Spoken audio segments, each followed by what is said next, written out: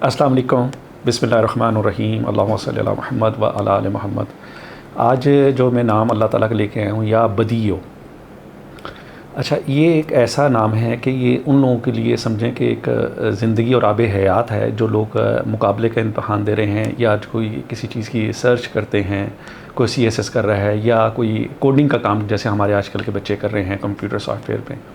اس طرح کی چیزیں۔ اور جو لوگ روحانیت حاصل کرنا چاہتے ہیں اور چاہتے ہیں کہ اللہ تعالیٰ علم لدنی عطا کرے، ٹھیک ہے نا، مثلا ان کی سکس سینس تیز ہو جائے اور وہ لوگوں کو بتا سکیں، اللہ تعالیٰ ان کے دماغ کو، ان کے شعور کو اتنا تیز کر دے کہ وہ لوگوں کی رہنمائی کر سکیں، خصوصاً رہنمائی کر سکے اور اچھی چیزیں جاری ہوں گی۔ اور نادر علوم جسے کہتے ہیں کہ جو مخفی علوم ہوتے ہیں حکمت اور دانائی کے حصول کے لیے، یہ ان کے لیے ہے، یا بدیو۔ یہ ذکر اس کے لیے مناسب ہے کہ جو لوگ مثلا کہ اس میں اگر جو لوگ اس کے مکمل ذاکر بننے کی کوشش کریں گے، مسلسل پڑھیں گے نا، تو ان سے اللہ تعالیٰ نئی نئی چیزیں ایجاد کرے گا، ان کے دماغ میں نئی نئی چیزیں جو ہیں نا آئیں گی، اور وہ ایسی ہوں گی کہ دنیا میں بھی ان کو فہم ملے گا اور آخرت میں بھی ملے گا،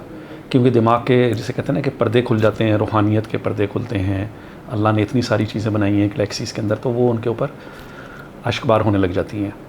لیکن اس کے لیے اب آپ کو نماز، روزہ اور ساری چیزیں بہت ضروری ہیں۔ اور جیسے کہ آپ کے بچے اسکولوں میں جاتے ہیں پڑھنے کے لیے، جن کا دماغ نہیں اس طرح تیز کر رہا کام، ان کے لیے بھی یہ عمل کام کرے گا۔ جو پہلے بھی بتائیں وہ بھی کام کرے گا، اور جو اب بتا رہا ہوں وہ بھی اسی طرح کام کرے گا، بلکہ یا بدیو جو ہے نا، یہ زیادہ بہتر ہے۔ اور میں نے ایک چیز دیکھی کہ جو لوگ اس کے اوپر مداوت کرتے ہیں نا، ان کا جو قلب ہے نا، وہ ذکر الہی کی طرف اس طرح متوجہ ہو جاتا ہے کہ جس طرح کہ ان کا دل ہی نہیں کرتا۔ مثلا وہ بیٹھے ہوں گے، کچھ بھی کر رہے ہوں گے، تو اللہ اللہ ان کے دل و دماغ میں نا چھایا رہے گا۔ اسے ہم لوگ تصوف میں کہتے ہیں ذکر ذاکرین۔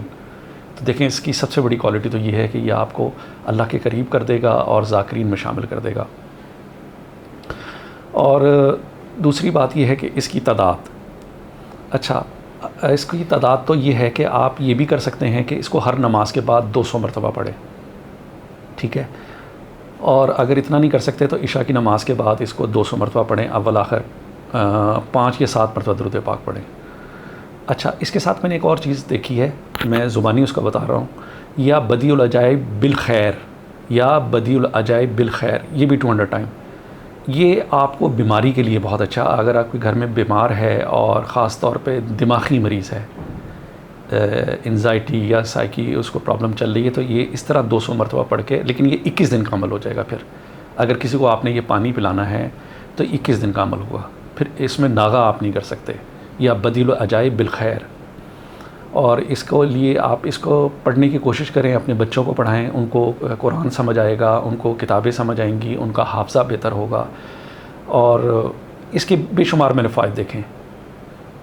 جتنے بھی آپ اس کو جتنا پڑھیں گے نا، اتنا ہی زیادہ اچھا ہوتا جائے گا۔ اور بالخصوص جو بچے CSS کا ایگزام دے رہے ہیں